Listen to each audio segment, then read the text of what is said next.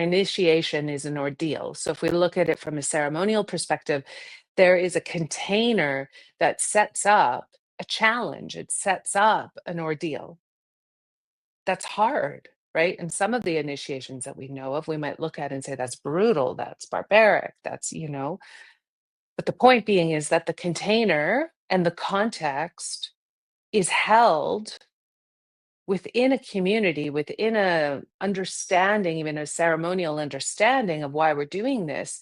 And so even if it's super challenging and hard on us, um, we're met on the other side with that container that can then hold us in the return, if that makes any sense. So the conditions that are set for the ordeal are set in motion in such a way that the intention is that you will be held throughout it. So you feel held in that container. Of course, if we go back to the birth metaphor, right?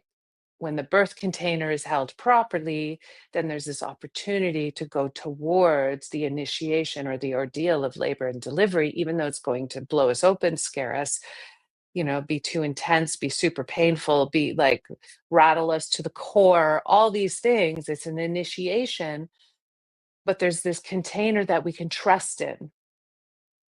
And of course, as we've talked about before, we live in such a broken culture that we just don't have the containers that have the right conditions to hold the ordeal. So you were in an ordeal and it turned to trauma because there was no container holding it. So it was too much, right? Too soon, too fast, too scary, all these things. And so you had to survive it, which you did. And you've done it very well. Now you're in a place where you have enough maturity and capacity to now actually feel what needed to be felt and see it for what it is. So you're no longer seeing it through the lens of the fantasy.